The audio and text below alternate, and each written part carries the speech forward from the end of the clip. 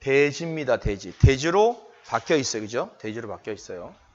305평. 토지 매각이고 강제 경매고 32억짜리입니다. 모든 토지는 자기의 주어진 역할을 해야지만 가치가 있고 나중에 매도했을 때 양도세 부분도 피해갈 수 있어요. 그런데 내 주어진 역할을 안 하고 있으면 그거를 비사업용 토지라고 얘기해요. 내 주어진 역할을 하면 사업용 토지라고. 농지는 농사를 지어야 되고, 그죠? 대지는 건축 행위를 해야 돼요. 그 행위를 안 하면 비사업용 토지를 해서 중과세가 붙어요. 중과세가. 대지는 뭐예요? 대지로 전환이 되어 있으면 건축 행위를 안 하면 얘는 비사업용 토지예요. 비사업용. 그러면 일반 매매하면 양도세 중과가 나온다는 얘기예요. 32억이고 보니까 도시 지역의 중심 상업 지역이에요. 여러분들 기본 제가 룰 중심 상업 지역은 건폐율 90%, 그죠? 건폐율 내 땅이 100평이면 바닥 면적 90평. 그러니까 꽉 차게 짓는 거예요, 거의. 그죠? 그리고 용적률 1500%인데 그러면 15층은 그냥 올라가지고 그죠? 꽉 지어도 그죠?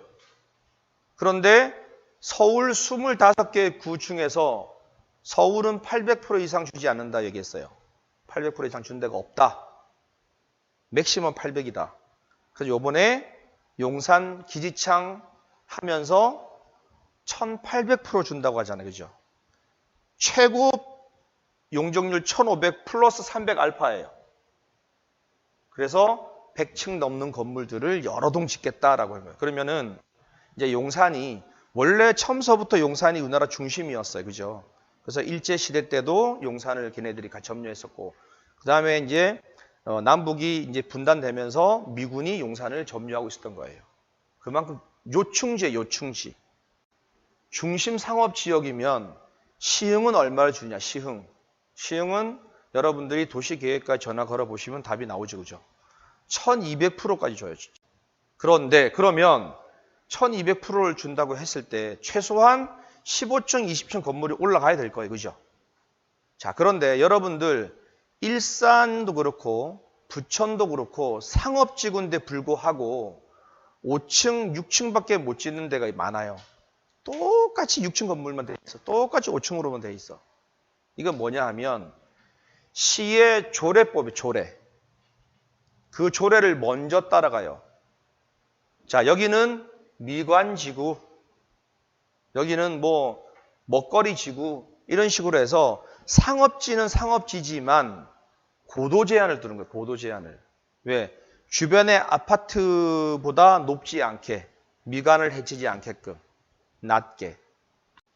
이쪽 밑에는 전부 다 시화공단입니다. 그죠? 이쪽 바다 쪽은 뭐 요번에 거북선부터 해가지고 레포츠, 해양 스포츠를 할 수 있는 공간으로 좀 개발하고 있지만 이쪽엔 또 아파트도 들어와요. 자, 여기에 초록색 선 하나. 자, 여기 이제 1차원이에요. 1차원. 눈에 보이는 여기는 시와 공단이고 여기는 아파트 단지예요. 주거 지역이야. 근데 여기 딱 그냥 한 10m 폭 정도 되는 나무 숲으로 해가지고 저쪽에서 볼 때 1층에서 보면 안 보여. 그냥 공단이. 하지만 위에서 보면 다 보이죠. 그래서 시와 공단 가면 이사 가면 필수 3가지 뗐잖아요. 필수. 정수기, 청정기, 또 뭐더라? 3가지는 무조건 필수다 했었어요. 그죠? 자, 요 방호벽을 사이로 여기가 뭐다?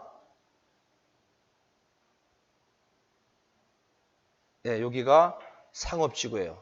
그죠? 붉은색으로 되어 있는 상업지구. 상업지구. 상업지구. 자, 그런데 딱 보니까 어때요? 하나, 둘, 셋, 넷, 다섯, 5층이야, 5층. 아무리 둘러봐도 다 5층이야, 5층. 그죠? 다 사방이 다. 이 5층 이상이 없어. 그죠? 이게 미관지구예요, 미관지구. 그래서 주변은 다 아파트예요. 그 주변은, 이 주변은, 상가 주변은.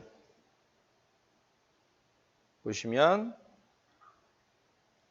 여기 다 아파트, 다 아파트. 아파트로 되어 있어요. 이쪽도 아파트. 그죠? 그러니까 미관지구, 상업지구 주변 다 아파트야. 그래서 5층에 한계가 있는 거예요. 당연히 이런 땅은 오피스텔 지어야, 주상복합 지어야 되죠. 근데 못 짓는다. 5층밖에 안 되니까. 자, 그러면 땅값이 상업지구지만 땅값은 낮을 거다는 얘기예요. 그죠? 제곱미터당 320만 원. 1000만 원 조금 넘어요. 평당 1000만 원 넘어요. 주거지역도 1000만 원이 넘는데 상업지역이 1000만 원이면 무지 싸지 않을까요? 자, 그런데 그냥 놀리면 세금이 많어. 그러니까 뭘 지어야 돼. 뭘 지어서, 상가를 지어서 뭘 해야 돼요, 이제? 분양을 해야죠. 자, 그냥 토지는 토지의 가치가 있어요. 왜? 미래지향적이라는 얘기예요. 뭘 할 수도 있어. 내가 이 토지를 가지고 여기는 뭐 모텔을 짓겠다. 상가를 짓겠다. 뭐 학교를 짓겠다. 뭐 다른 시설을 짓겠다. 항상 열려있는 토지야. 꿈이 있는 토지. 근데 내가 상가를 지어버리면 그걸로 끝이에요, 이제. 상가야, 그냥. 그죠? 그럼 상가를 지었으면 뭘 해야 돼요? 분양을 해야 되잖아, 분양을.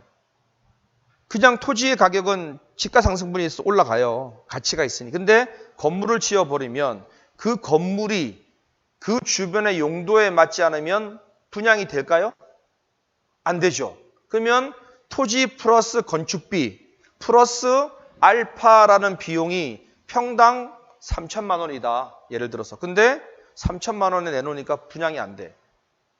그러면 이제 이자 나오고 마이너스 되기 시작하죠. 그럼 깎아줘야 돼. 할인, DC. 결국에는 손해보는 거예요. 그죠? 그런 차이가 있다는 얘기예요. 그래서 제가 말한 디벨로퍼라는 게 굉장히 어렵다. 어렵다. 그러면 이 주변 상권이 어떻게 형성되어 있느냐를 이제 봐야 돼. 그죠?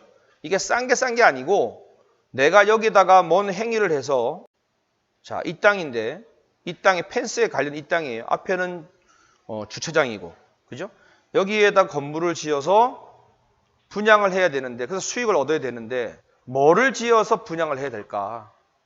이 고민에 빠지는 거예요, 이제. 그죠? 토지가 싼 게 아니에요. 3천만 원이든 2천만 원이든 더 주고 살 수도 있어요. 분양이 잘 된다고 하면 뭔가를 해서 시장 조사라는 거는 주변 시세를 이제 가보는 거예요. 낮에도 가봐야 되고 밤에도 가봐야 되고 주말에도 가봐야 되고 그죠? 최소한 4-5번 이상 가서 평일 주말, 평일 주야, 주말 주야를 가서 여기에 인구 분포가 여기에 주변을 서성거리는 사람의 비율을 봐야 된다는 얘기예요. 얼마나 몰리느냐. 아, 여기가 바글바글하다. 아, 여기 분양하면 잘 되겠구나. 사람이 없네. 분양해도 여기는 다 공실로 남을 것 같아. 안 될 것 같아. 그러면 이게 싼 게 아니란 얘기예요. 그죠? 나머지 분들은 제가 설명드린 아파트, 다 아파트예요. 그죠? 주변에 다 아파트. 저쪽 뒤도 그렇고 이쪽도 그렇고. 아파트 단지 사이에 있는 그러니까 미관지구예요. 미관지구. 그러니까 5층 이상을 못 지어요. 그러니까 고도 제한이 있어요. 높이 제한이. 그러니까 5층으로 지어서 수익이 낼 수 있는 역으로 이제 건축비, 그죠? 건축비 플러스 분양 수수료 플러스 금융 비용, 그다음에 수익의 분양가를 따져보면 이제 평당 얼마에 사야 되는지가 답이 나오는 거예요. 역으로 계산하면. 그래서 지금 1000만 원이면 엄청 싼데 실제로 싼 건가? 역으로 이제 계산해 보는 거죠.